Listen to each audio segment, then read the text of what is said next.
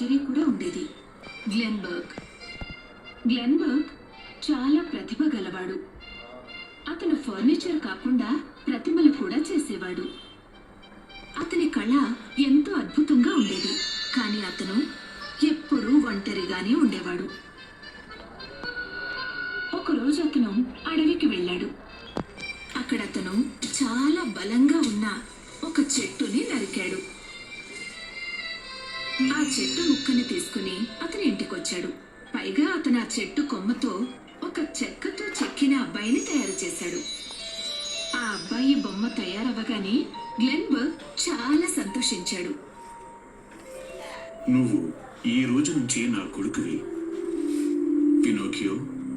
ఈ రోజు నుంచి నేను ఒంటరివాణ్ణి కాదు, ఎందుకంటే నాకు తోడుగా నువ్వు ఉన్నావు కదా.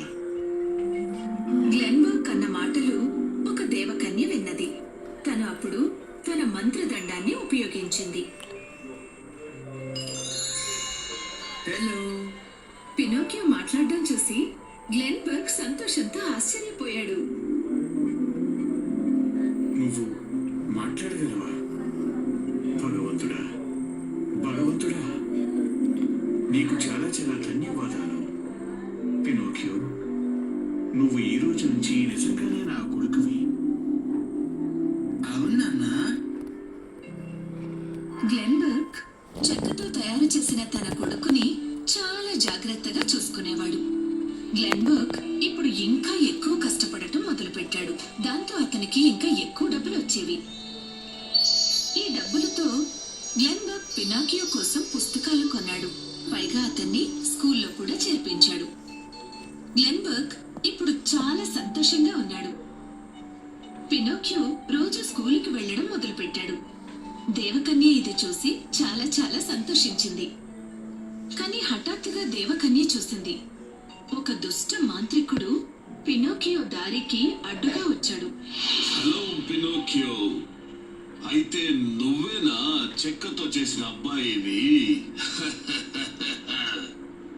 అవును, నేనే. నీకు తెలుసా, నేను నిన్ను మిగిలిన పిల్లలు అందరిలాగా ఒక కొట్టుకునే గుండెను ఇవ్వగలను. దానితో నువ్వు మామూలు పిల్లల్లాగా బ్రతకగలవు. కానీ నువ్వు నాతో పాటు ఫన్ ఐలాండ్ కి రావాల్సి ఉంటుంది. అక్కడే మాయలన్నీ జరుగుతూ ఉంటాయి. సరే, నేను మీతో పాటు వస్తాను. పినోకియో మాంత్రికుడితో పాటు వెళ్ళడం మొదలుపెట్టాడు. అప్పుడే దేవకన్య వాళ్ళ దారి కట్టు వెళ్ళింది. దేవకన్యని చూడగానే మాంత్రికుడు అక్కడి నుంచి పారిపోయాడు. పినోకియో, నువ్వెక్కడికి వెళ్తున్నావు? స్కూల్కి. కానీ ఇది స్కూల్కి వెళ్లే దారి కాదు కదా.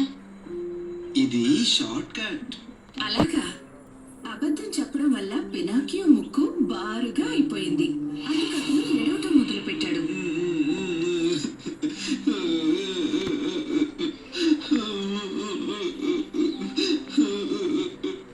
ఇప్పుడు చెప్పు, ఇది స్కూల్కి వెళ్లే దారేనా? కాదు, మీరు నన్ను క్షమించండి. నేను ఫన్ ఐలాండ్కి వెళ్తున్నాను, కొట్టుకునే గుండె కోసం.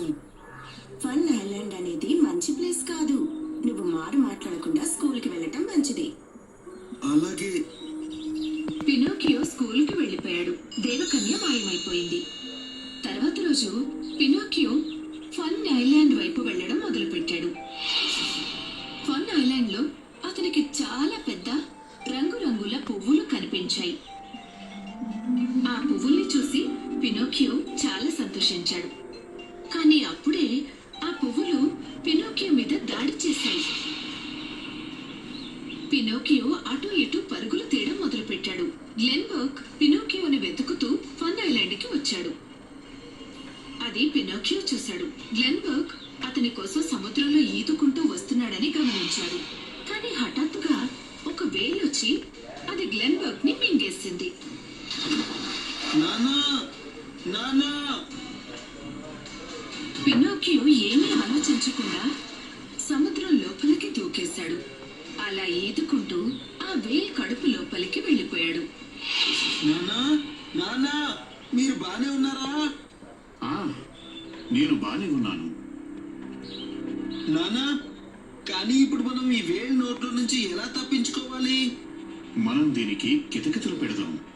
పినోకియో ఇంకా గ్లెన్బర్గ్ వేల్ని టికిల్ చేశారు. దాంతో వేలు గట్టిగా తుమ్మింది. అప్పుడు పినోకియో ఇంకా గ్లెన్బర్గ్ ఇద్దరు వేల్ నోట్లో నుంచి బయటకు వచ్చేశారు. దేవకన్య వాళ్ళ కోసం ఎదురు చూస్తూ ఉంది.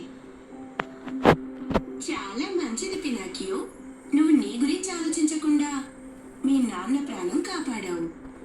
అందుకే నేను నీకు బహుమతిగా కొట్టుకునే గుండెని ఇస్తున్నాను. ఈ రోజు నుంచి నువ్వు వేరే పిల్లల్లాగా బ్రతకగలవు.